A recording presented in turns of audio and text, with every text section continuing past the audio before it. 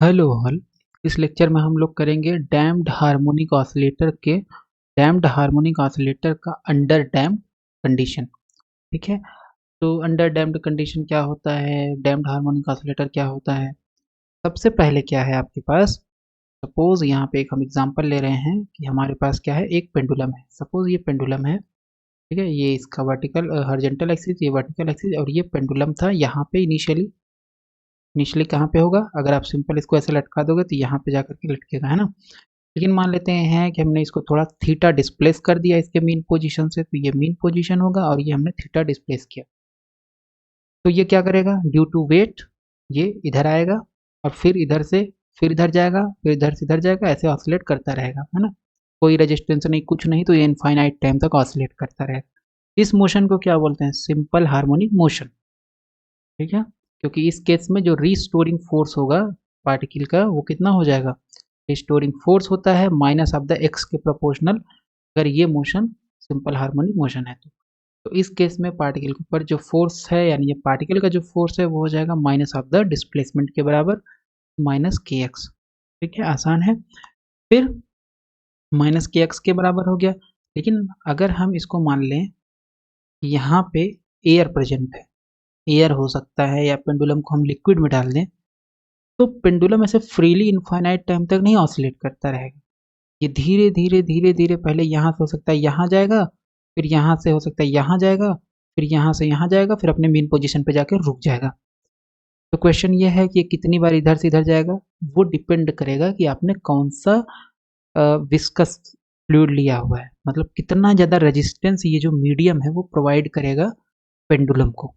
ठीक है। तो इसका मतलब है कि एक तो रीस्टोरिंग फोर्स होगा ही होगा पेंडुलम के खुद की वजह से, लेकिन मीडियम की वजह से एक डैम्प्ड होगा, या रिटार्डेड फोर्स जिसको हम बोलते हैं, या मीडियम का फ्रिक्शनल फोर्स जो कि पेंडुलम के ऊपर लगेगा वो होगा। अब क्वेश्चन उठता है कि वो क्या होगा, वो इस तरीके से होगा कि इसकी वेलोसिटी को डिक्रीज करेगा। जो भी ऑब्जेक्ट मूव करेगा मीडियम में, जैसे फ्रिक्शन फोर्स होता है तो हमेशा ऑब्जेक्ट की स्पीड को कम करता है, उसी तरीके से पेंडुलम के ऊपर जो फ्रिक्शनल फोर्स लगेगा या रिटार्डेड फोर्स जो लगेगा, वो पेंडुलम के मोशन को धीरे धीरे रोकने का प्रयास करेगा। इसका मतलब ये प्रोपोर्शनल होगा minus D x by D T के। तो एफ रिटार्डेड हो जाएगा आपका, एफ रिटार्डेड हो जाएगा minus gamma D x by D T. आसान है। तो एफ रिस्टोरिंग एफ रिटार्डेड, इसका मतलब टोटल फोर्स लगेगा F restoring plus F retarded, ये लगेगा टोटल फोर्स पेंडुलम के ऊपर, है ना। पेंडुलम का टोटल फोर्स हो जाएगा, तो ये हो गया माइनस के एक्स, ये minus gamma D x by D T, और ये एफ क्या है, टोटल फोर्स पेंडुलम का। तो इसका मतलब है कि टोटल फोर्स इतने के बराबर आ गया, और हमें पता है न्यूटन सेकेंड लॉ से कि टोटल फोर्स जो होता है वो कितने बराबर होता है, मास टाइम एक्सीलरेशन। तो मास हो गया और ये हो गया एक्सीलरेशन।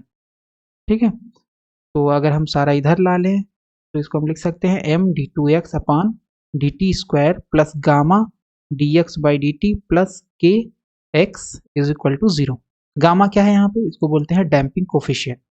ये क्या है यहाँ पे, इसको बोलते हैं स्टिफनेस कांस्टेंट। ठीक है, वेरी वेल नोन थिंग।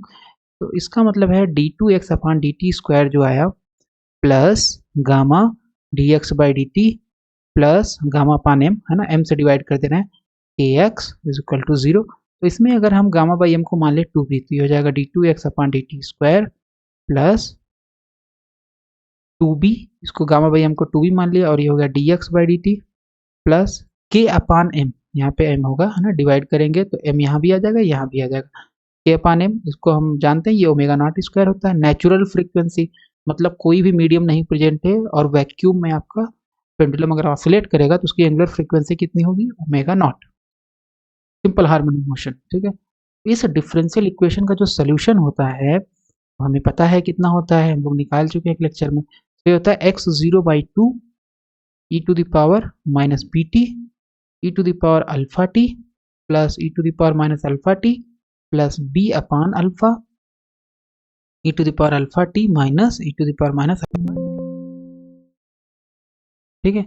अब क्वेश्चन ये उठता है कि बी क्या है, बी आपका प्रॉब्लम में दिया हुआ डिफरेंशियल इक्वेशन से आ रहा है। एक्स जीरो क्या है, ये कांस्टेंट है। ठीक है। और एक्स जीरो कैसा कांस्टेंट है, तो हमने मान लिया कि मान लो इनिशियली पेंडुलम कहाँ पे था, या कोई भी ऑसिलेटर मान लो ये उसका मीन पोजीशन है, तो यहाँ से एक्स जीरो डिस्टेंस पे था। तो यहाँ से मूव करना स्टार्ट करता है। तो t बराबर 0 पे पार्टिकल है आपका x बराबर x 0 पे, और x बराबर x 0 पे पार्टिकल की वेलोसिटी क्या होगी, कोई वेलोसिटी नहीं, जीरो वेलोसिटी। तो यहाँ से मान लेते हैं पार्टिकल आपका स्टार्ट करता है मोशन, इधर आएगा, फिर यहाँ मीन पोजीशन को पास करते इधर जाएगा, फिर इधर से इधर जाएगा, है ना। ओके, तो ये हो गया हमारे पास x बराबर x0 by two e minus B T. Alpha क्या है, अल्फा आपका है under root B square minus omega not square.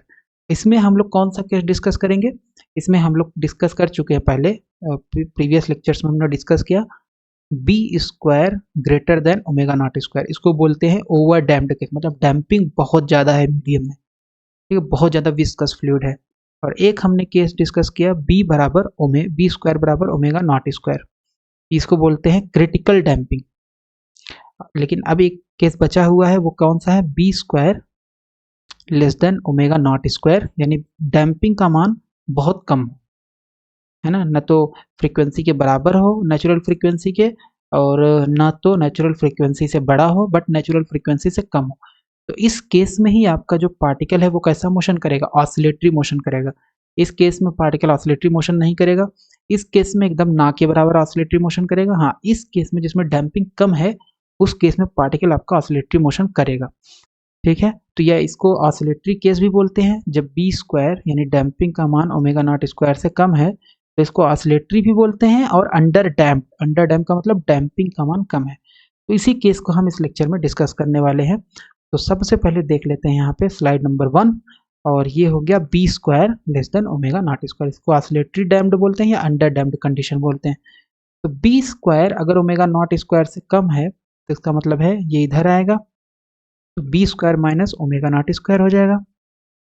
Less than zero, कोई भी क्वांटिटी अगर लेस देन जीरो है तो इसका मतलब ये जो क्वांटिटी है वो ये क्या होगी, नेगेटिव क्वांटिटी, जैसे -5 लेस देन जीरो, -6 -7 -8, इसका मतलब ये जो क्वांटिटी है ये क्या होगी, नेगेटिव होगी। तो कोई भी नेगेटिव क्वांटिटी अगर है उसका आप अंडर रूट निकालो तो वो कैसा आता है, इमेजिनरी आता है। ये क्वांटिटी नेगेटिव है, इसका अंडर रूट निकालेंगे, ये आएगी इमेजिनरी। जैसे -5 का अंडर रूट इमेजिनरी आएगा, -6 का अंडर रूट इमेजिनरी आएगा। तो अब क्योंकि अंडर रूट इमेजिनरी है तो उसको हमें किसी तरीके से चेंज करना पड़ेगा। सो मान लेते हैं हमारे पास लेट ये जो वैल्यू है इसका जो अंडर रूट आया वो हमने मान लिया, let say this is I times omega dash, I times omega dash, जहाँ पे आई क्या है आपका imaginary number, I is equal to under root -1, ठीक है।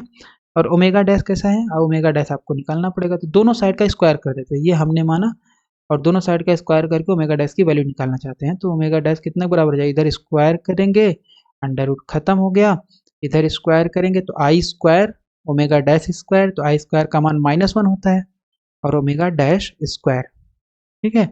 इसका मतलब ओमेगा डैश स्क्वायर माइनस इधर भेज देंगे तो ये हो जाएगा plus omega square minus B square, plus omega not square minus B square, ये आ जाएगा ओमेगा डैश की वैल्यू, ठीक है। तो अल्फा हमारे पास क्या होता है, तो ये हमारे पास सोल्यूशन होता था, अभी हमने लिखा था x बराबर x0 by to and so on, ये पूरा सोल्यूशन होता है डैम्प्ड हार्मोनिक ऑसिलेटर के डिफरेंशियल इक्वेशन का, ठीक है। जहाँ पे अल्फा जो है वो क्या है, अल्फा यही क्वांटिटी है ना, alpha is equal to under root B square minus omega not square. जहाँ अल्फा है वहाँ पे हम क्या रख सकते हैं, क्योंकि हमने इसको मान लिया है आई ओमेगा डैश, वहाँ पे हम रख सकते हैं आई ओमेगा डैश। यहाँ आई ओमेगा डैश, यहाँ आई ओमेगा डैश, यहाँ पे भी और यहाँ पे भी। और हाँ, इस लेक्चर में हम लोग डिस्कस ये भी करेंगे लॉगरिथमिक डिक्रीमेंट वो क्या होता है, ठीक है। तो ये हो गया अल्फा, अल्फा की जगह रख देंगे आई ओमेगा डैश, यहाँ भी आई ओमेगा डैश। चलो सो रखे यहाँ पे आई ओमेगा डैश हो गया अल्फा की जगह, केवल अल्फा की जगह वैल्यू रखा, कुछ भी चेंज नहीं। तो ये हो गया e to the power i theta, है ना, ये मान लो थीटा है, e to the power minus i theta, तो ये किसकी वैल्यू होती है, 2 cos थीटा की। तो अगर हम ध्यान से देखें तो हमें पता है आइलर थ्योरम से e to the power i theta का मान कितना होता है, cos theta plus i sine theta. तो अगर हम cos theta e to the power minus i theta की वैल्यू कितनी हो जाएगी, cos theta minus i sine theta, ठीक है। तो इसका मतलब है कि cos थीटा जो होगा दोनों को ऐड कर दोगे तो ये कैंसिल हो जाएगा और ये जाएगा e to the power i theta plus E to the power minus i theta upon 2। Sine theta कितना होगा, ये हो जाएगा, दोनों को माइनस कर दो तो e to the power i theta minus E to the power minus i theta upon 2i। आसान है। इसका मतलब इसकी जगह पे हम लिख सकते हैं टू कॉस थीटा, और थीटा कितना है ओमेगा डैश टी, तो two cos omega dash T. ये आपका अल्फा की जगह हमने रखा था आई ओमेगा डैश, तो ये B upon I omega dash, इसकी जगह क्या रख सकते हैं 2i sine omega dash T. Two बाहर निकल आएगा, दोनों जगह कॉमन है, cos ओमेगा डैश टी और आई से i cancel, so b upon omega dash sine omega dash t. Okay, so x is equal to आ गया x0 E to the power minus B t और cos omega dash T plus b upon omega dash sine omega dash t. इसका मतलब इसमें कैसा function आ रहा है, cos आ रहा है और साइन आ रहा है, तो ये जो सोल्यूशन होगा ये कैसा होगा, ऑसिलेटरी होगा। ठीक है, सोल्यूशन कैसा होगा, ऑसिलेटरी होगा। So let's assume b upon omega dash is equal to cot phi. अच्छा, ऐसा हम मान क्यों रहे हैं, क्योंकि अगर ध्यान से देखें तो ये जो फंक्शन है ये cos है, यहाँ पे साइन है। तो अगर हम इसको बेसिकली लिखें, अगर एक जो हमारे पास होता है स्टैंडर्ड एसएचएम का इक्वेशन x बराबर a sine omega T plus phi, तो क्या इस इक्वेशन में लिख सकते हैं, आंसर है यस लिख सकते हैं। उसके लिए क्या है, इसको अगर हम cot फाई मान लें तो आसानी से इस फॉर्म में आ जाएगा, जहाँ पे a एम्पलीट्यूड जो होगा वो कुछ ये है, इसका एम्पलीट्यूड हो जाएगा, ये a हो जाएगा और ये बेसिकली कन्वर्ट हो जाएगा, आपका ये इक्वेशन जो है सिंपल हार्मोनिक मोशन के इक्वेशन के तरीके कन्वर्ट हो जाएगा। ठीक है, तो इसलिए हम इसमें मान लेते हैं ये जो क्वांटिटी है ये है आपका cot फाई। तो अगर cot फाई मानेंगे तो क्या होगा, b अपॉन ओमेगा डैश को हमने मान लिया cot फाई, ये फाई हो गया। cot फाई क्या होता है, ये होता है आधार बटे लंब, सो दिस इज फाई। ये आपके पास राइट एंगल ट्रायंगल है, तो ये एंगल फाई अगर है तो ये लंब हो जाएगा, ये 90 डिग्री है तो ये कर्ण हो जाएगा और ये आधार हो जाएगा। तो cot फाई बराबर होता है आधार बटे कर्ण, तो ये हमने मान रखा है b upon omega dash is equal to cot phi, this is b upon omega dash. ठीक है, cot फाई हो गया, तो ये cot फाई हो गया है ना। तो अभी इसको, इससे हमें वैल्यू निकालनी है फिलहाल, तो ये हमारे पास आ गया, जो हमारे पास सोल्यूशन था x का x0 E to the power minus B T, उसमें b अपॉन ओमेगा डैश की जगह हम लोगों ने क्या रख दिया, cot फाई रख दिया। तो cot फाई रखेंगे तो इसको लिख सकते हैं cos phi upon sine phi, यहाँ पे ये वैल्यू हो गई और यहाँ पे आपके पास ये बचा। ठीक है, एलसीएम लेंगे, एलसीएम जैसे ही लेंगे तो नीचे आ जाएगा साइन फाई, तो यहाँ साइन फाई से मल्टीप्लाई हो जाएगा, बाकी और कोई चेंज नहीं। तो एलसीएम कहाँ गया, एलसीएम हमने बाहर लिख दिया है, दैट्स ओके। ठीक है, तो ये आ गया x0 E to the power minus B T upon sine phi. इसको अगर हम ध्यान से देखें ये क्या है, साइन ए प्लस बी का formula, sine A cos B plus cos A sine B, तो इसको हम लिख सकते हैं sine phi plus omega dash, इस पूरे को साइन फाई प्लस, तो sine A cos B plus cos A sine B. ठीक है, इतना आ गया। ओके, तो अब हमारे पास ये इक्वेशन आ गया, बेसिकली ये टर्म आ गया है और sine phi plus omega dash T. तो ये कुछ कुछ लग रहा है सिंपल हार्मोनिक ऑसिलेटर की तरीके, लेकिन अभी साइन फाई हमें निकालना है। तो साइन फाई कैसे निकालेंगे, हमने माना हुआ है b upon omega dash is equal to cot phi, तो b upon omega dash is equal to अगर cot फाई आप मानोगे तो इससे साइन फाई निकल सकता है यूजिंग राइट एंगल ट्रायंगल। तो अब ये हो गया b, है ना, cot फाई अगर माने तो ये हो जाएगा आधार बटे लंब, तो आधार हो गया b, लंब जगह ओमेगा डैश, क्योंकि आपने cot फाई इतना माना है b अपॉन ओमेगा डैश। तो ये है लगा देंगे पाइथागोरस प्रमेय, ये हो जाएगा under root B square plus omega dash square. आसान है, साइन फाई लगा देंगे ट्रायंगल में, हम निकाल लेंगे साइन फाई लंब बटे कर्ण, so omega dash upon this thing b square plus omega dash square. तो B square plus omega dash square, क्योंकि ओमेगा डैश हमने निकाला था ये कितना आया था, omega zero square minus B square के बराबर, ओमेगा डैश स्क्वायर बराबर आया था omega zero square minus B square. तो हमें चाहिए क्या, b square plus omega dash square, इसको उठा करके इधर लाएंगे, तो इसका मतलब ये जो अंडर रूट के अंदर क्वांटिटी लिखी है क्या है, ओमेगा जीरो स्क्वायर है, और अंडर रूट लगा हुआ है, तो ये अंडर रूट जब लगा हुआ है ओमेगा जीरो स्क्वायर है, खत्म कहानी अंडर रूट और स्क्वायर की, तो बचेगा ओमेगा जीरो। तो इसका मतलब साइन फाई की जो वैल्यू क्या है, omega dash upon omega zero रख देंगे। ठीक है, और ये आपके पास आ गया omega dash upon omega zero, ये वैल्यू आपके पास है ही, और ये sine phi plus omega dash T हो गया। ठीक है, थोड़ा सा सॉल्व कर लेंगे, ओमेगा जीरो ऊपर चला जाएगा और इस सब चीज में तो कोई भी चेंज नहीं आया। तो इस इक्वेशन को हम लिख सकते हैं सिंपल हार्मोनिक मोशन का जो सोल्यूशन होता है उसके फॉर्म में, बशर्ते हम इसको मान लें ए, ये हमारे पास क्या है कैपिटल ए, और ये क्या है sine omega dash T plus pi. जहाँ पे ए क्या है वो है X zero omega zero E to the power minus B T upon omega dash. ठीक है, तो ए जीरो क्या है, ए जीरो है आप ए क्या है, ए है आपके पास यही a zero E to the power minus B t, जहाँ पे ए जीरो क्या है omega zero x zero upon omega dash. ठीक है, अब ओमेगा डैश की वैल्यू क्या होती है वो रख सकते हैं एंड सो ऑन, बहुत सारी चीजें की जा सकती है। टू बी बराबर गामा बाई एम होता है एंड सो ऑन, वो सब हमारे लिए जरूरी नहीं है बट एटलीस्ट हमें पता होना चाहिए। ठीक है, तो ये हमने निकाला अंडर डैम्ड कंडीशन में जो हमारे पास आ रहा है डिफरेंशियल इक्वेशन का सोल्यूशन x का जो मान आ रहा था डैम्ड हार्मोनिक ऑसिलेटर का, वो क्या होगा, सिंपल हार्मोनिक ऑसिलेटर के इक्वेशन के तरीके है, बट ए जो है एम्पलीट्यूड वो टाइम के साथ कम होता जाएगा। वो क्या होगा, टाइम के साथ कम होता है। ऐसा क्यों, क्योंकि यहाँ पे e to the power minus B T है, एक एटेन्यूएशन फैक्टर है ना। जैसे ही t बढ़ेगा e to the power minus B T का मान बहुत बड़ा होता जाएगा, लेकिन ये पावर माइनस में है तो इसलिए क्या होगा, ये डिवाइड होगा इस पूरे टर्म में एम्पलीट्यूड में। इसका मतलब टाइम जैसे बढ़ेगा एम्पलीट्यूड डिक्रीज होता जाएगा।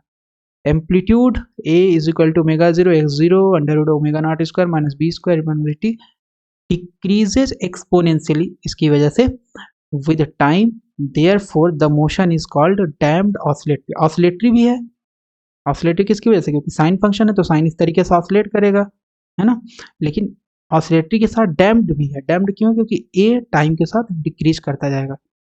ओके, तो ये हमने इसका सोल्यूशन निकाल लिया। अब में अगर हम इसको देखें, टाइम पीरियड हमारा क्या होगा, क्योंकि फ्रीक्वेंसी कितनी है ओमेगा डैश है, टाइम पीरियड निकाल सकते हैं T is equal to two pi by omega dash, और ओमेगा डैश का मान रख सकते हैं omega not square minus B square. Simple, omega not square कितने के बराबर होता है, के अपान एम के, ये तो पता ही होना चाहिए। और टू बी कितने के बराबर होता है, गामा अपान एम के। ओके, सो यहाँ पे रख सकते हैं वैल्यू, और यहाँ पे ये इसका वैल्यू आ जाएगा के एम गामा और एम के टर्म में। Thus the effect of damping to increase the periodic time, क्योंकि डैम्पिंग जो है वो क्या करेगा, घट रहा है, इसमें से माइनस हो रहा है इस क्वांटिटी में से। जब इस क्वांटिटी में से माइनस हो रहा है तो इसका मतलब टू पाई में अगर आप गामा को जीरो ले लोगे तो टू पाई होगा time period, two pi under root K upon divided by under root K upon M. लेकिन जब आप ये गामा को जीरो नहीं लोगे तो के अपान एम से ये वैल्यू क्या हो जाएगी, कम होगी। तो जब टू पाई में इस वैल्यू से कम से डिवाइड करोगे तो इसका मतलब टाइम पीरियड क्या हो जाएगा, बढ़ जाएगा। तो टाइम पीरियड किस केस में बढ़ जाता है, वो बढ़ जाएगा आपका डैम्पिंग के केस में। और ये ऑब्वियस सी चीज़ है कि अगर आपके पास ये यहाँ पे आपके पास वर्टिकल एक्सिस है तो यहाँ पे अगर पेंडुलम है, पेंडुलम यहाँ पे कोई मीडियम नहीं होगा तो इसको कोई रोकने वाला नहीं होगा, तो ये अपना इस तरीके से ऑसिलेट करता रहेगा। लेकिन जैसे ही आपने मीडियम लगाया, यहाँ पे एयर हुआ या लिक्विड हुआ, तो पार्टिकल बहुत धीरे धीरे ऑसिलेट करेगा, ऐसे होते हुए जाएगा, तो इसका टाइम पीरियड क्या हो गया, इंक्रीज हो गया। वही चीज़ है, ठीक है। तो अब हम लोग इसमें एक चीज़ डिस्कस कर लेते हैं इस केस में, जिसको बोला जाता है लॉगरिथमिक डिक्रीमेंट। अच्छा, इसमें एक टर्म और है। तो हमने जो सोल्यूशन निकाला x बराबर क्या निकाला था, इस केस में ये है स्लाइड नंबर 17 पे। तो ये हमने निकाला x बराबर a sine omega dash T plus phi. इसको प्लॉट करते हैं, तो प्लॉट करेंगे तो ये कैसे दिखेगा हमें, ये जो ग्रीन कलर से इनिशियल पोजीशन कहाँ था, x0 पे। अब ये ऑसिलेटरी है तो साइन कैसे ऑसिलेट करेगा, ऐसे ऐसे ऑसिलेट करेगा, है ना। लेकिन साइन का ऑसिलेट जब करेगा तो जो एम्पलीट्यूड होगा साइन का वो डिक्रीज कर जाएगा। इनिशियल एम्पलीट्यूड होगा x0, फिर क्योंकि ये डिक्रीज कर रहा है और ऑसिलेट भी करेगा तो ऐसे जाएगा, है ना। ओवर डैम्प्ड केस में कैसे जाता है x, सिंपल ऐसे डिक्रीज करता है। क्रिटिकल में कैसे जाएगा, ऐसे डिक्रीज करेगा। लेकिन अंडर डैम्प्ड में क्या होगा, जो आपके पास डिस्प्लेसमेंट होगा वो इस तरीके से ऑसिलेट करते हुए डिक्रीज होगा। ठीक है, ओके। तो ये आपका है a0 कांस्टेंट है, और अगर इसमें a0 कांस्टेंट है तो ये सिंपल ऐसे हो जाता है, लेकिन क्योंकि इसमें e to the power minus bt है तो इसलिए कैसे डिक्रीज होगा, ऐसे डिक्रीज होगा। और क्योंकि ऑसिलेटरी है तो सेम नीचे से भी होगा, एक ऊपर नीचे दोनों सिमेट्रिक रहेगा, साइन फंक्शन है। अब ये साइन का ये इस तरीके से जाएगा, x0 से स्टार्ट होगा और यहाँ पे ऐसे होते होते होते होते इस तरीके से ऑसिलेट करते हुए एक पॉइंट के बाद जीरो हो जाएगा इसका डिस्प्लेसमेंट। तो इस डिस्प्लेसमेंट जीरो होने का मतलब है कि ऑसिलेशन खत्म हो जाएगा, रुक जाएगा पार्टिकल या ऑसिलेटर। अब इसमें एक टर्म है जिसको बोलते हैं लॉगरिथमिक डिक्रीमेंट। ठीक है, तो मान लो ये आपके पास क्या है, सिंपल अगर हम मान लें कि जीरो से पार्टिकल ऑसिलेट कर रहा था, है ना, मीन पोजीशन, तो अभी तक हम मान के चल रहे हैं कि मान लो ये मीन पोजीशन है, मीन पोजीशन से पार्टिकल यहाँ पे गया, x 0 है, x से 0 पे वेलोसिटी क्या है 0, तो यहाँ से पार्टिकल ऑसिलेट करते हुए चला गया। लेकिन अगर हम मान लें कि पार्टिकल जो है वो यहीं पे था, मीन पोजीशन पे था, यहाँ से ऑसिलेट कर रहा है, तो कर्व कैसे जाएगा? डिस्प्लेसमेंट कर्व सेम ही रहेगा, यहाँ से ना स्टार्ट होकर के यहाँ से स्टार्ट हो जाएगा 0 से, ऐसे जाएगा। इस तरीके से डिस्प्लेसमेंट आपका जाएगा। ठीक है, तो ये हो गया t बराबर 0 पे, फिर t/4 टाइम पीरियड पे, फिर t/4 ऐड करते चला जाओ, तो ये 0 हो गया, t/4 पे मैक्सिमम, फिर ये हो गया 2t/4, 3t/4, 4t/4। ठीक है, क्योंकि साइन फंक्शन है तो साइन फंक्शन पता ही है, उसका टाइम पीरियड कितना होता है, 2 पाई पे जाकर के 0 हो जाता है।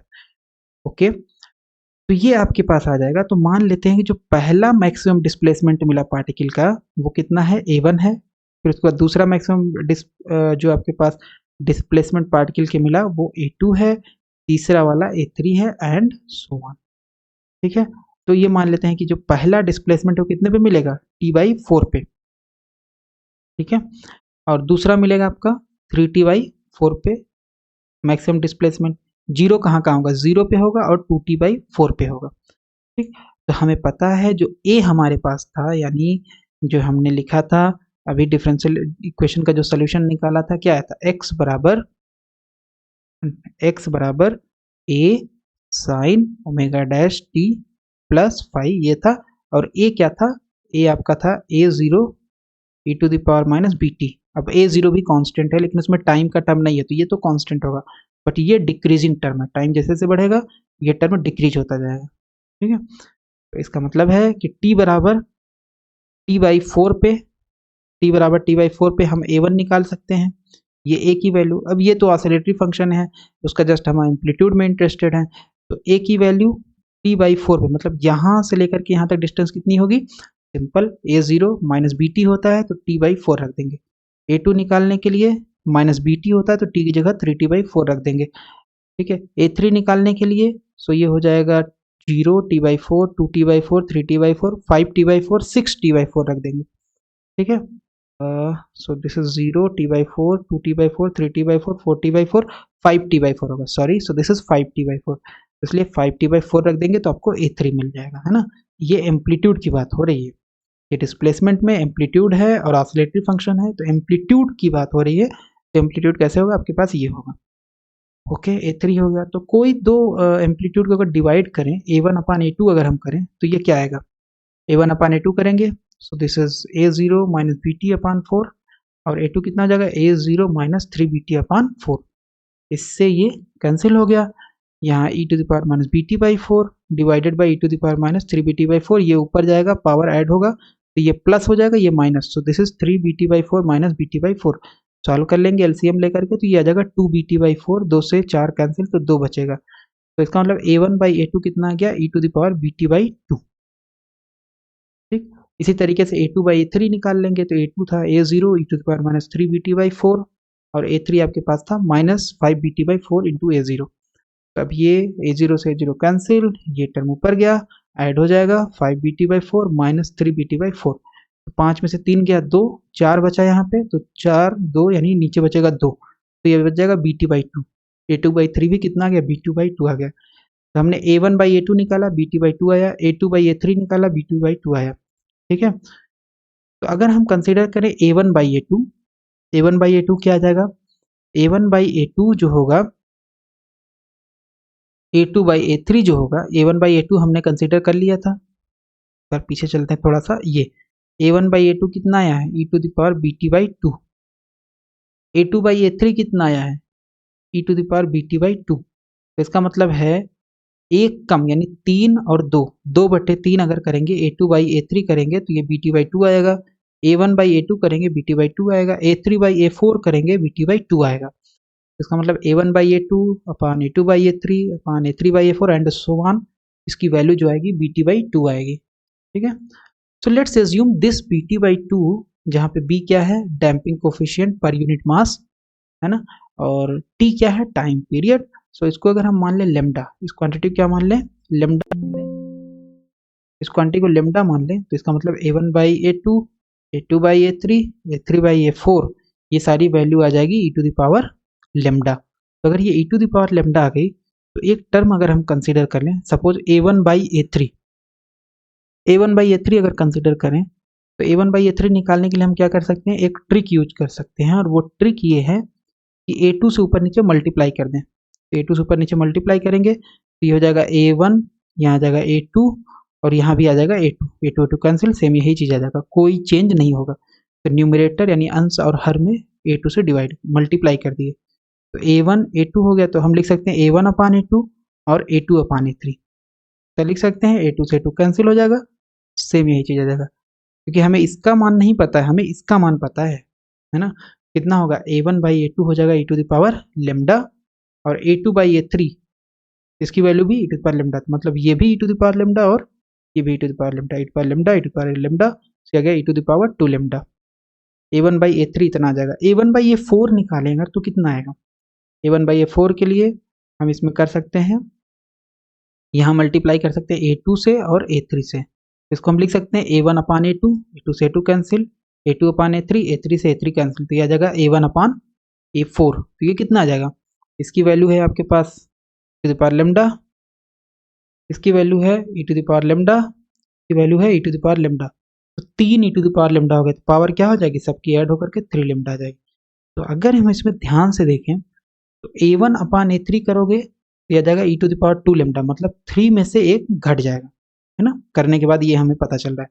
A1/A4 करोगे तो e⁻3λ, यानी 4 में से एक घटेगा, तो अगर हम A1/An करें तो क्या आ जाएगा, e⁻n-1λ आएगा, है ना। A1/An यानी nth amplitude, first amplitude divided by nth amplitude अगर करेंगे तो आ जाएगा e⁻n-1λ। सिमिलरली जैसे हमने A1/A3 किया, फिर A1/A4 किया एंड सो ऑन, दोनों साइड लॉग लेने पे, तो लॉग जब लेंगे तो ये आ जाएगा log e⁻n-1λ। अब क्योंकि ये e की पावर में जो भी टर्म रहेगा log से यहाँ पे आ जाएगा, और ये जाएगा log e का मान होता है 1, तो ये बेसिकली दोनों तरफ log लेने पे यहाँ पे क्या बचेगा, n-1λ बचेगा, इधर क्या आ जाएगा, log A1/An आ जाएगा, ठीक है। तो इसका मतलब है लेमडा की वैल्यू यही हमें निकालना था, लेमडा ही आपका लॉगरिथमिक डिक्रीमेंट बोला जाता है, राइट। तो लेमडा आपका आ गया n-1, so this is 1/n-1 log A1/An। तो अब ये कौन सा लॉग है, नेचुरल लॉग है, log to the base e, तो टू द बेस 10 बनाने के लिए हमें क्या करना पड़ेगा, 2.303 से मल्टीप्लाई करना पड़ेगा, तो ये हो जाएगा टू द बेस 10। तो ये हमारे पास आ गया लॉगरिथमिक डिक्रीमेंट पर हाफ साइकिल, इसको क्या बोलते हैं, लॉगरिथमिक डिक्रीमेंट पर हाफ साइकिल, जिसकी वैल्यू होती है first amplitude divided by nth amplitude, और ये फार्मूला है, ठीक है। तो ये हमने निकाल लिया डैम्प्ड हार्मोनिक ऑसिलेटर में अंडर डैम्प्ड सोल्यूशन क्या होगा और लॉगरिथमिक डिक्रीमेंट क्या होगा।